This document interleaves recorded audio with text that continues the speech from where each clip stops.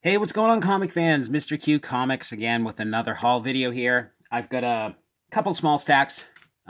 First stack is going to be some raw books I picked up at a local shop. Actually, it's probably over a month ago. I set the bag aside and kind of forgot about it, honestly. I also have a few books I picked up at a random antique shop I hit up. I went on vacation with my wife.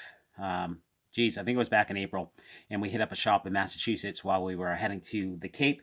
So I'm going to cover those first, and I also have a handful of slabs I'm going to show off at the end. I've been starting to get into buying a few slabs here and there. A lot of them kind of being spec books. Some books I just personally want in my collection and want to make sure I have high grades.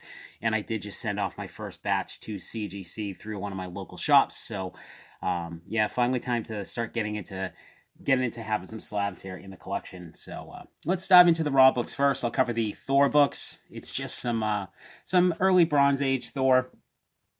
Starting with issue number 180. This is Stan Lee's story, and I think this has some Neil Adams interior art. I think he did some work on the cover. This had a lot of credits for the artwork here, so nothing of significance here. It was just he had a run of Thor. Every so often I ask what he has in his basement in storage, and I just wanted to look through some Thor books for some keys. So he brought this up, and all of these were between $3 to $5. So I just kind of grabbed a handful.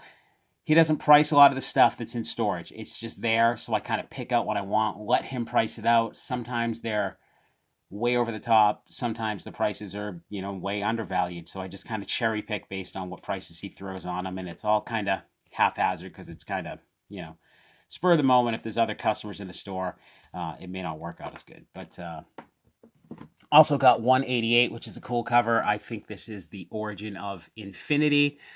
Again, Stan Lee's story. I think on this we've got John Buscema cover, and I think on the interior art as well. Again, all of these are something like $3 to $5. 191, same thing. Stan Lee's story, John Buscema cover and art. I believe could be additional creators on the interiors, but this is marked as the first Derek the Demolisher. I really don't know anything about that character, but and they're all probably lower grade, somewhere in the VG range. Copy of 192. This could be the last 15-cent cover. I'm not sure. It's got that kind of price mark. That's still 15 cents, so I'm guessing the 20-centers started either in 193 or shortly after. I actually picked up 2 copies of that because they were pretty cheap. Same thing, Stan Lee's story, John Buscema, cover and art. All right, some more modern Thor stuff. I grabbed a couple copies of these. Thor 364. I just grabbed it because it's one of those minor key issues. Kind of an odd one. These are in really good shape, though. Definitely probably near mint range, I would say. Key Collector has this marked as the first Throg and a couple other things. I think Thor gets turned into a frog at the end of 363, and this is his first full appearance as a frog.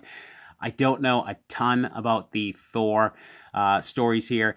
I thought Throg was like a Thor from a different dimension, like the multiverse situation. I could be mistaken. I was joking with the shop owner about that, and he was saying the same thing, like, this isn't even really Throg.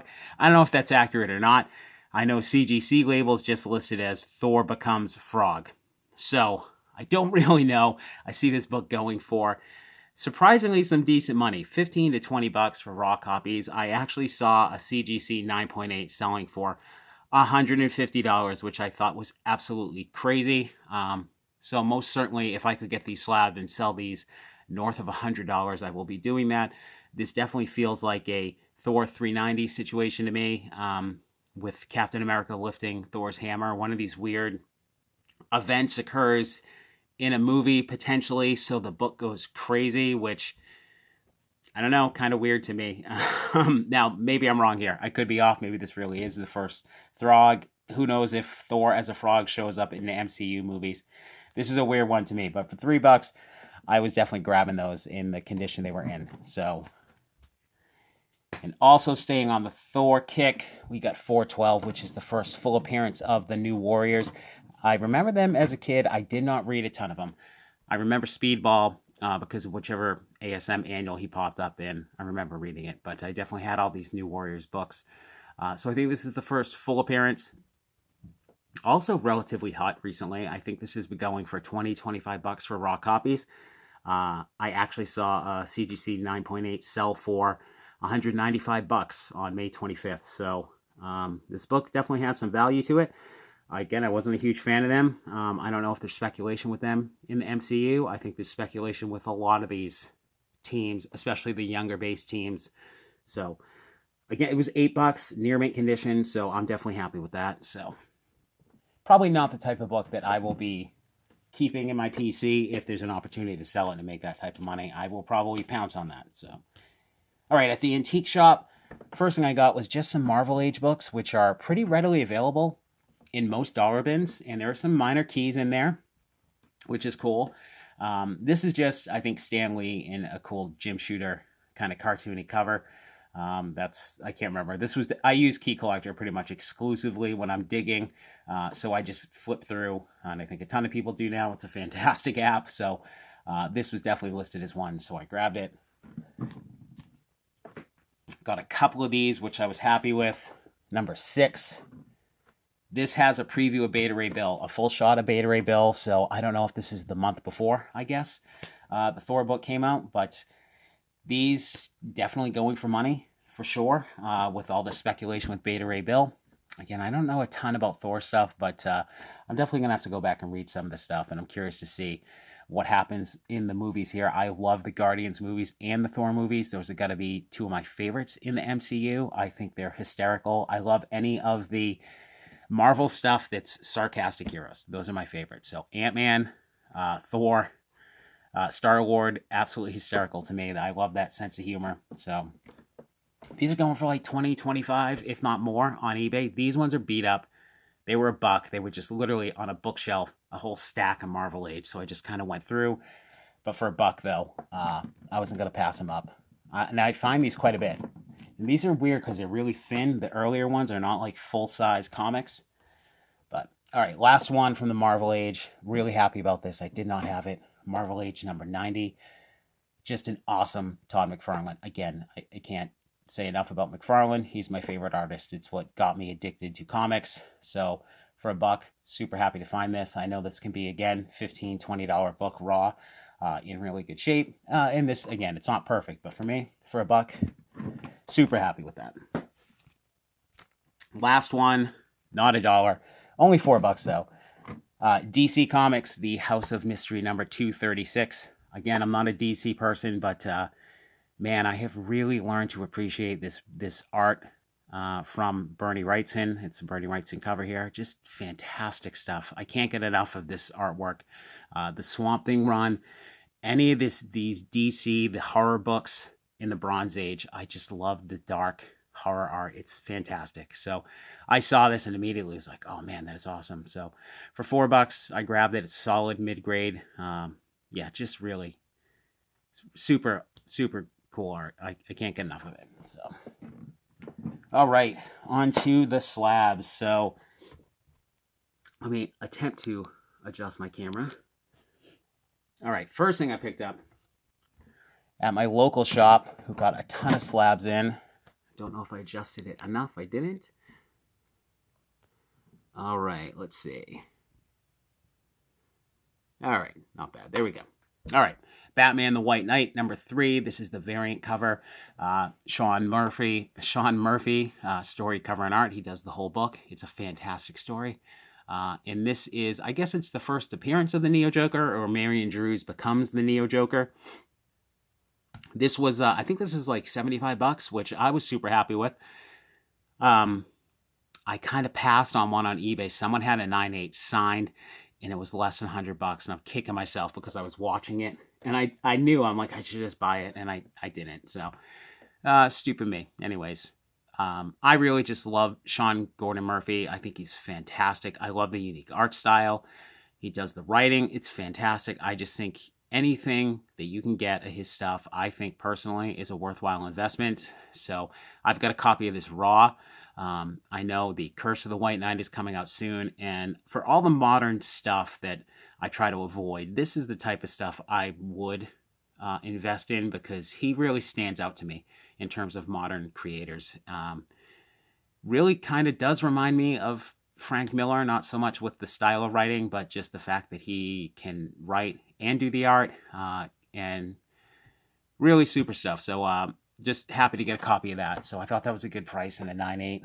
I don't know why the variant cover goes for more than the regular. I guess it's just the preference for the cover. But same shop.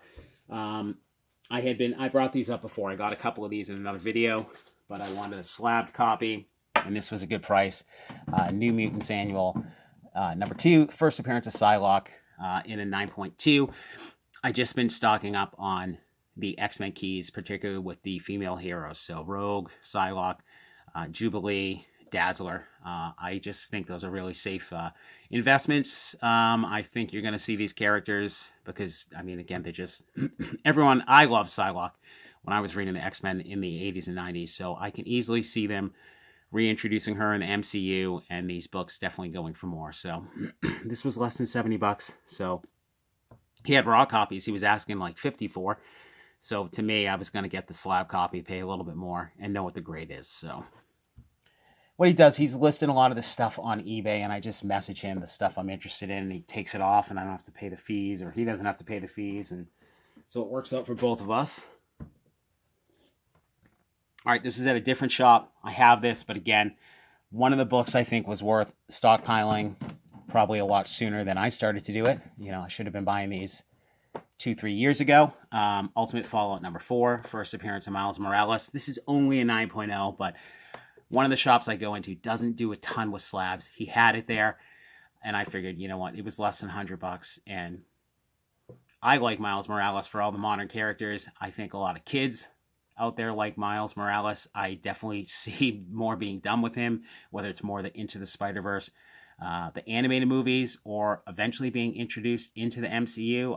I don't see why that wouldn't be coming down the line. So to me, getting a few of these books is definitely a smart thing.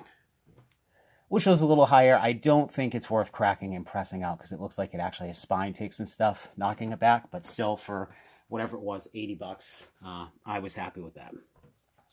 Okay, last 2 slabs. I have this book. This is one of my absolute favorite books. Secret Wars number 8. This was probably the first key book I got when I got back into collecting. Same shop that I got the New Mutants Annual and the Batman White Knight from. He had it sitting in his case. It was a little over $100. I have multiple copies that I was getting slabbed, but he has a tendency to not press his books when he sends them in, and it was just sitting there, and I'm like, geez, I have 3 copies. I really don't need this. But when I looked at it, I think it is in great shape, and I really think it just needs to be pressed and maybe cleaned. I think there's a couple of spine impressions or like partial bends to the corners that aren't creases that would probably press out, and this could be a 9.8. So, and I wasn't sure what mine were going to come back at, so, and I just love the cover so much. I love the black suit Spider-Man. I love the orange background. I love, Mike Zeck art on the cover. Just awesome. I love the 80s, so for all those reasons, definitely happy to get another copy. And a 9.6 is a pretty solid grade. Of course, I'd want a 9.8, but who knows? Maybe at some point I'll crack it and take it another shot. So, all right, last one. And this one I almost left there because of the grade, but I'm super happy I did not. I had been wanting this for a while. I've already kind of talked about it, but Thor 337. Okay, this is a newsstand copy. It's only an 8.5. One of my other shops had this book raw a while ago, like a year ago, and he wanted like $150 or something. And at the time, that was like way over the top. And I really don't stumble across this book a ton, except at cons, and I never wanted to spend a ton of money on it. But whatever I got this a couple months ago, I was just like, geez, it was kind of on the cusp. It was right before it really started getting hot again. So this was only $60, which I can't even find a raw copy for $60 now. So same thing. This one looks really sharp. It's a white cover, so a lot of it's just got that kind of grime on it. And I really think this could be cracked, cleaned, and pressed. And I think this would be in the 9s. So really happy I got it when I did. I mean, I almost left it for $60 because it was an 8.5, which, not a terrible grade, but for modern books, obviously you want to be in the mid to high 9s. But super happy to get it. I mean, raw copies. One of my shops has a raw copy at like 170 now, that who knows what it's going to come in at. So super happy I picked it up when I did for 60 bucks. So that is it, guys. I hope you enjoyed it. As always, if you do, please like, subscribe, comment on the videos, hit notifications. I'm trying to film videos do a couple every weekend and post them either on the weekend or throughout the week. So again, if you enjoy it, please, spread the word, tell your friends, share in the community, and as always, happy hunting.